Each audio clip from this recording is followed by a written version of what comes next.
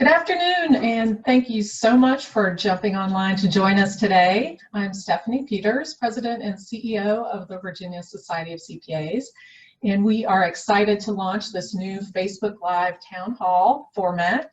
And we hope that this is going to keep you updated on a regular basis on state and federal programs, important issues affecting you and impacting the profession, as well as other timely information that you need to know. So we will be broadcasting live every other Wednesday at 12:30 p.m. So mark your calendar. And we want this to be interactive.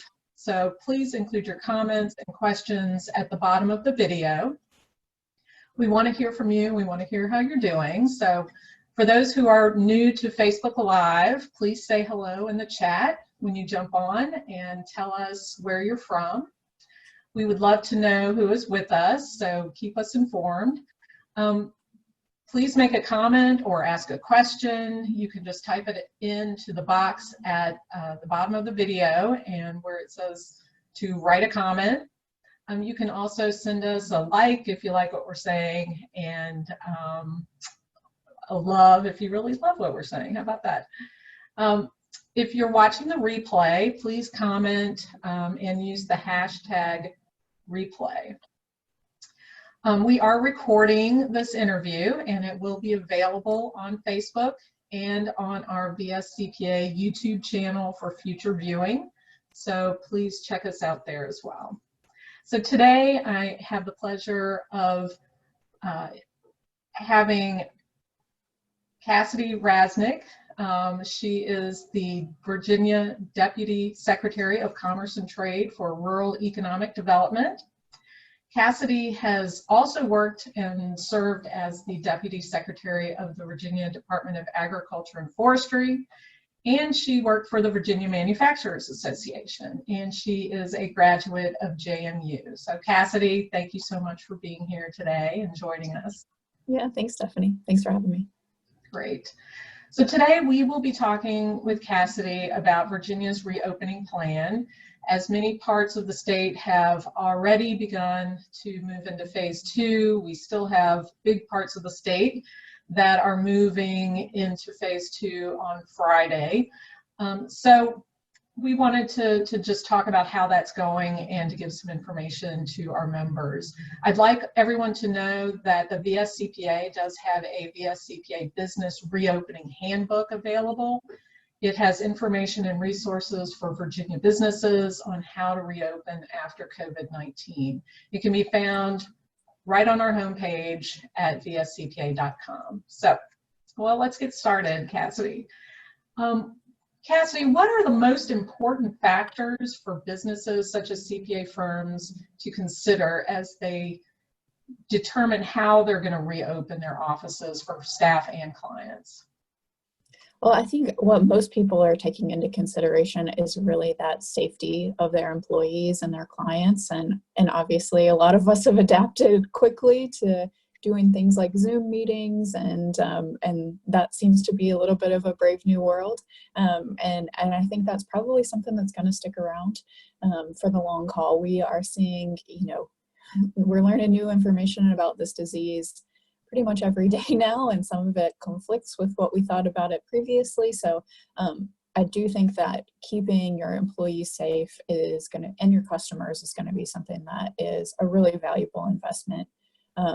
At the state level and government, we have really been more productive than ever, and maybe it's because we have more work to do, or maybe it's because there are fewer kind of chit-chat meetings and commute times, and I think that people are really working from home really well. And so I would encourage, and we'll continue to encourage, teleworking wherever practical for as many businesses as possible through phase 3 of our Forward Virginia plan. So that's been a really effective strategy for many businesses where you can work from home and where people have access to broadband, which is an issue in a lot of parts of the Commonwealth still. So we're going to continue to encourage that and hope that people will just be really thinking about and prioritizing their employees' health and their customers' health as well. And so I know people will want to do that. Obviously, everybody's ready to get back to normal and as much as we can, but I do think there's going to be a new normal, and that will probably involve some telework for the foreseeable future.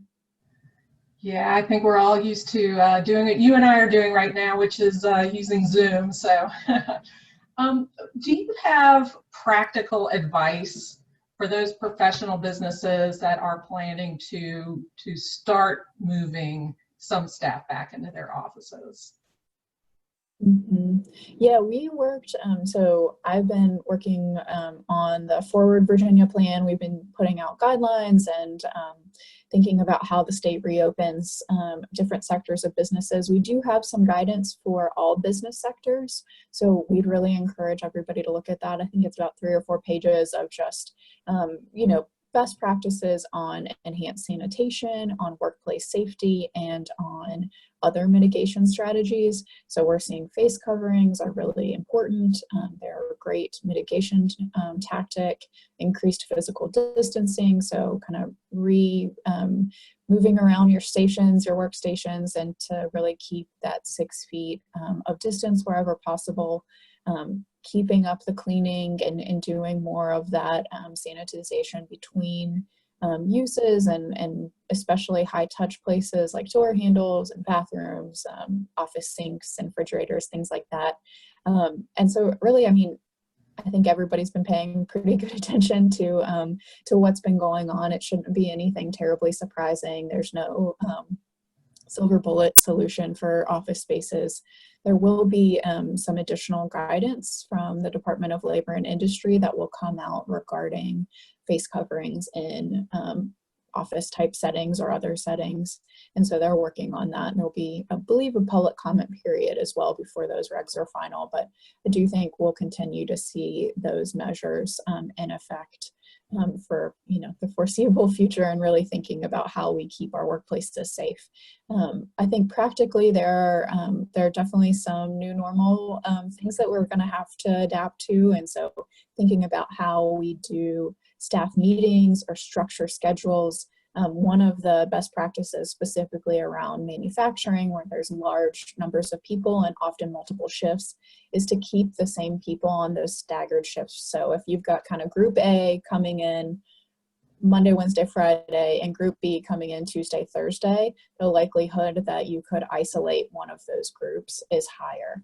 And so thinking through some of those types of techniques that might be applicable in an office setting is probably a smart thing to do, especially in those larger workplaces where you're going to have 50 or 100 people coming back to an office building and often congregating. And so I think the big thing is going to be meetings. I know those are really tough.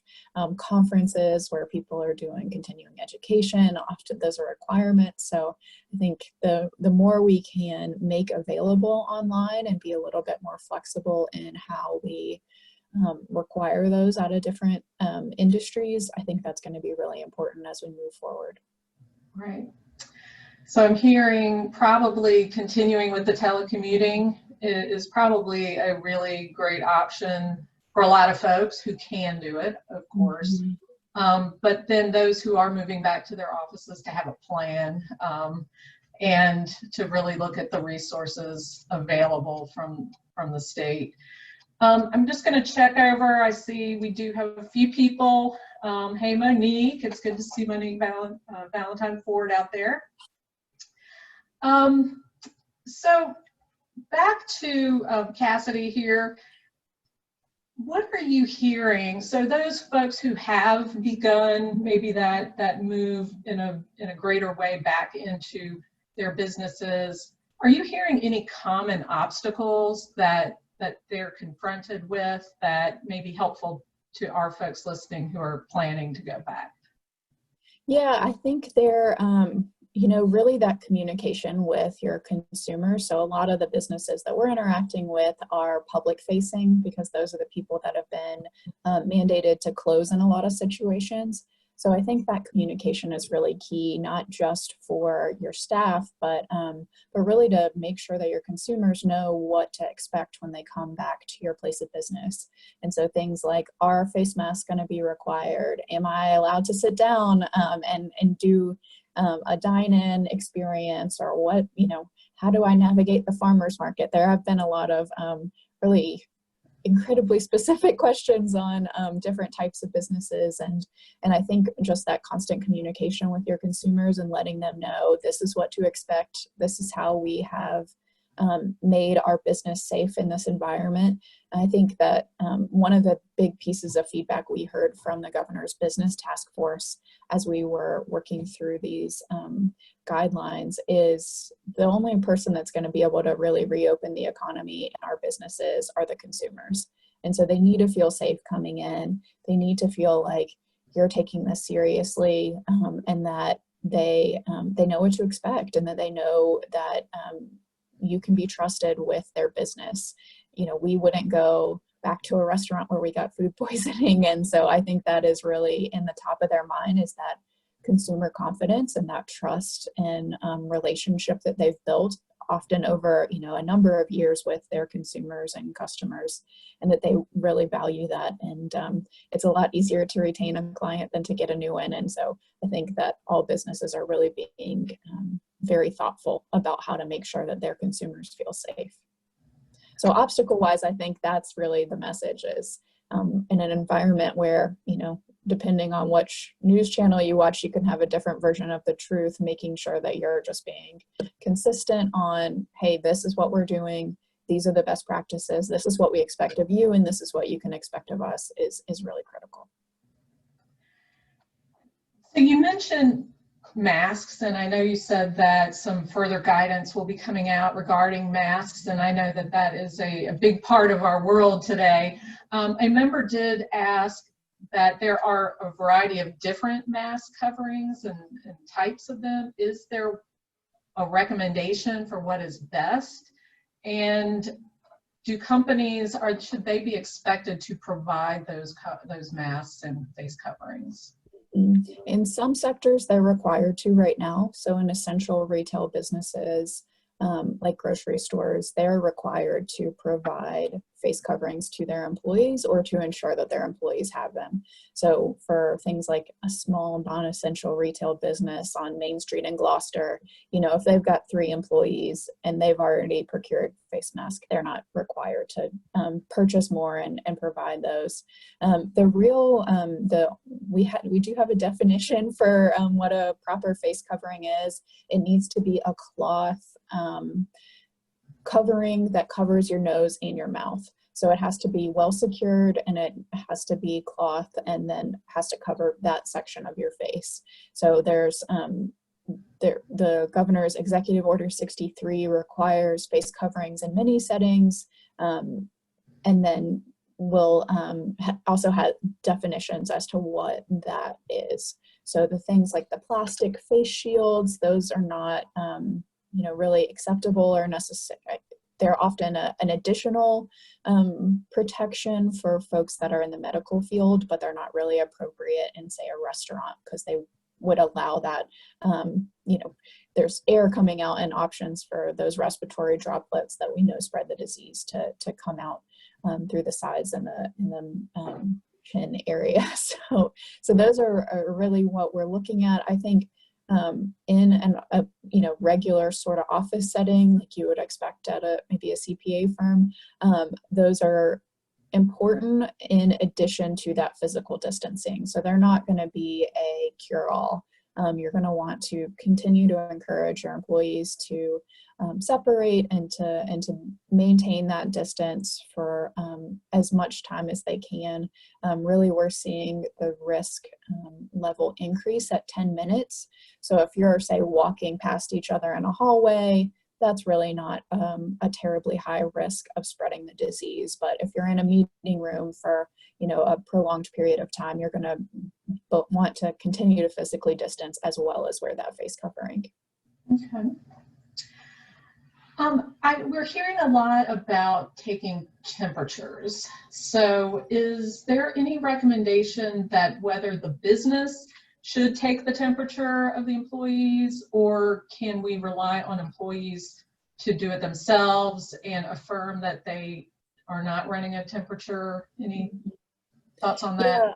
Yeah, I think a little bit of it depends on what business you're in, but I think for a CPA type business, then just doing an employee screening where they kind of tell you whether or not they've had symptoms is going to be adequate. I think folks, making sure you've got a flexible policy with either telework or sick leave where people don't come in when they're sick is just, that's been a best practice for probably 100 years. And so not a huge amount changing there. We do know that a fever is well indicated that could be part of a COVID symptom, but obviously that happens with a lot of, it's a symptom of a lot of things. So it's not necessarily going to be the definite, this is warning, back up.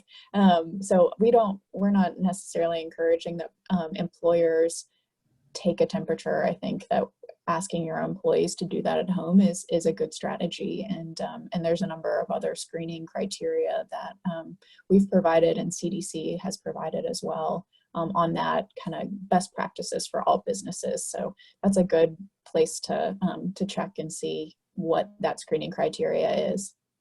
Okay, great. So if anyone's just joining us on Facebook now, we are talking with Cassidy Rasnick. She is Virginia's Deputy Secretary of Commerce and Trade. And if you have any questions, please type them in the question box. And I want to thank my friend Juanita Leatherberry for that last question that we just had. So about the going back to just making sure that your workplace is cleaned on a regular basis. We're hearing that a lot of businesses are still struggling to obtain cleaners and supplies in order to maintain a sanitized environment. Is the Commonwealth looking at helping business procure these types of cleaning supplies at all? Yes, that's a lot of the work that we did, especially at the beginning of this, is thinking through what types of cleaners are effective, what types of protective equipment are effective, and how do we get the supply chain has certainly opened up a lot more in the last month or so, but early on, you couldn't find paper towels or those Clorox wipes just about anywhere. So the guidance that we've put together requires a EPA approved disinfectant. So it doesn't necessarily have to be in a wipe form or a certain brand of anything like that, which we hope will alleviate some of the pressure on the supply chain. And then our Department of General Services has also put together a list of providers that have supply. And so I'm all happy to share that link with you, Stephanie, and maybe you guys can share it on the Facebook page. Where you can, reach out to a number of different businesses that do have supply and are willing to come into contract with businesses that might have a continuing need.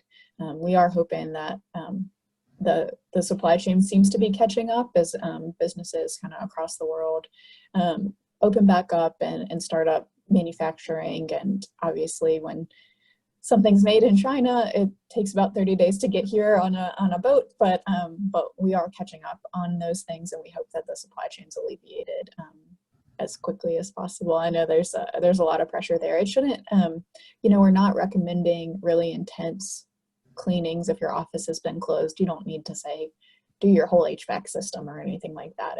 It's really just those touch points that we're concerned about. So I think those kind of simple disinfectants and making sure to do that on a generally regular basis or have people avoid being in contact with those touch points is pretty much good enough.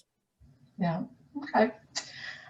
So we're hearing many concerns now that businesses are starting to reopen, concerns about liability and risk to those businesses. Has anyone at Commerce and Trade begun having conversations about any type of safe harbor or protections that might be available for businesses so they can reopen more confidently? Yeah, I'm not an employment lawyer, but it's my understanding that the protections that exist in Virginia are pretty friendly towards employers. If you catch the flu at your job, you can't to your job right now.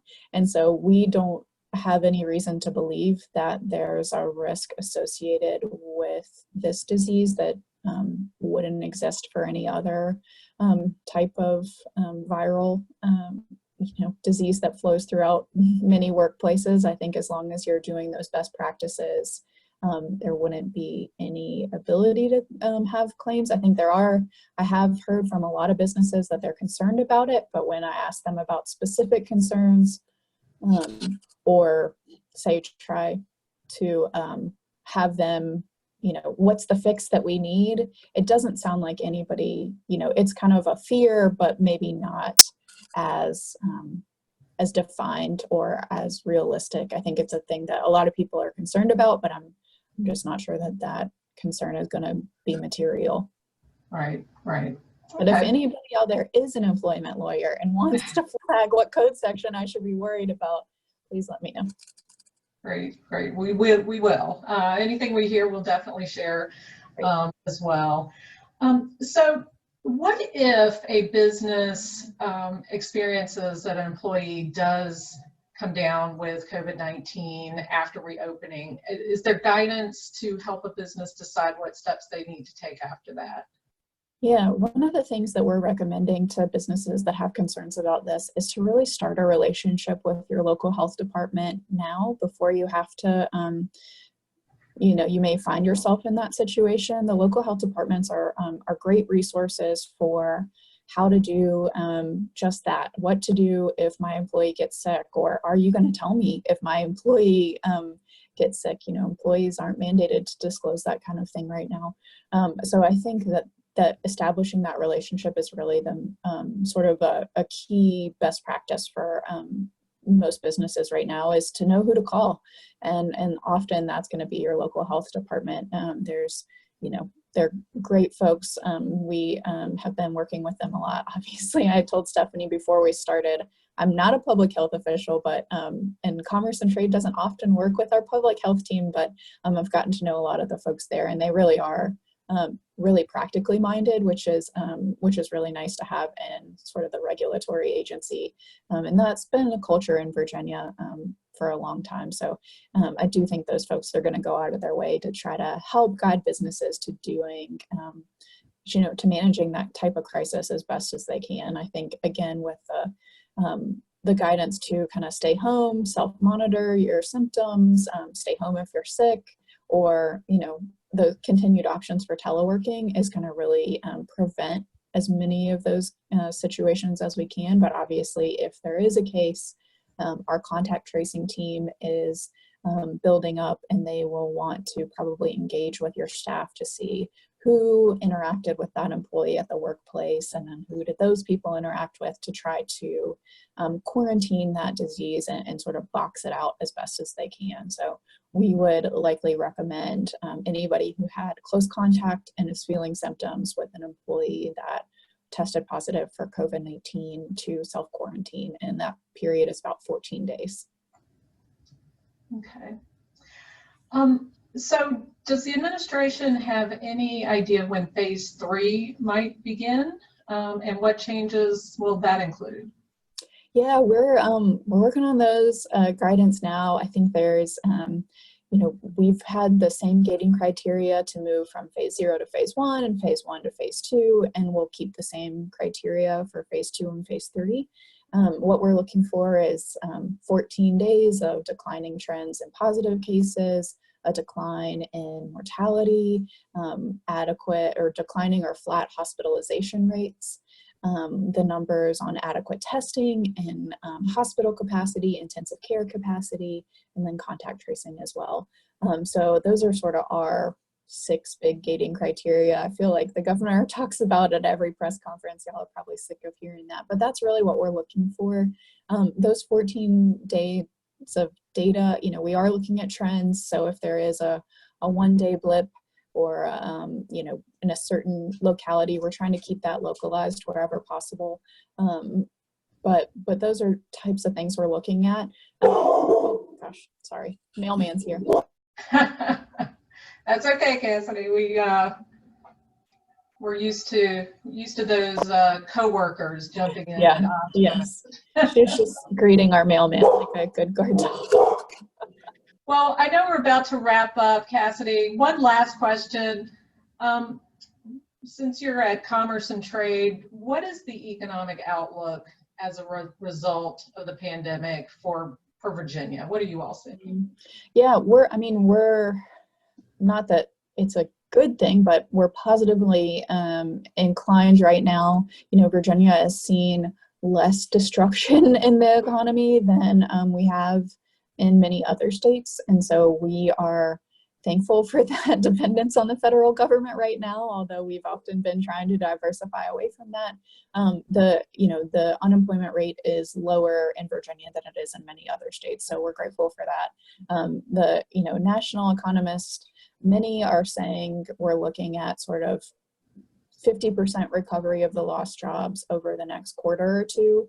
It depends a little bit on which economists you believe as to where those numbers, but we are thinking about a long road back. So to get 50% in the next quarter or two would be great, but we're looking at probably 1.5 to 2 years to really get back to where we were, which was such a strong position in the Commonwealth. We were the best state to do business. We had the lowest unemployment rate, and the economy was really growing. And so we are anxious to kind of recalibrate our economic strategies to get back into that place.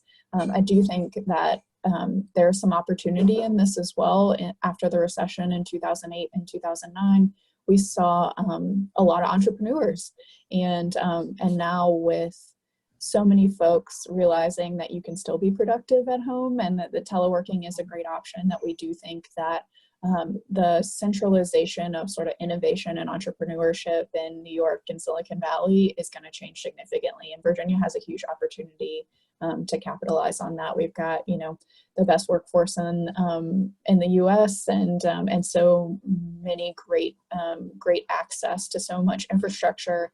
We've got the port. We've got just a number of different really powerful assets that many states don't have. And as we think about sort of a decentralization of the economy in a way that might benefit areas all across the state and not just in those urban hubs.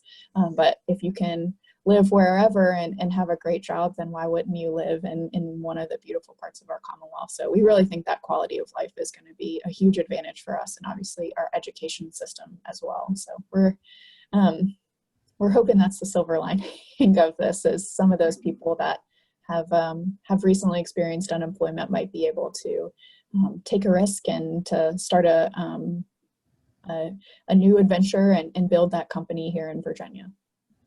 Great. Sounds great. And we are learning a lot about telecommuting and working from everywhere, and hopefully there will be a silver lining in all of this. So thank you, Cassidy. Again, this is Cassidy Rasnick with the Secretary of, she is the Deputy Secretary of Commerce and Trade here in Virginia. We will be back next, our next live session will be Wednesday, June 24th at 12:30 p.m.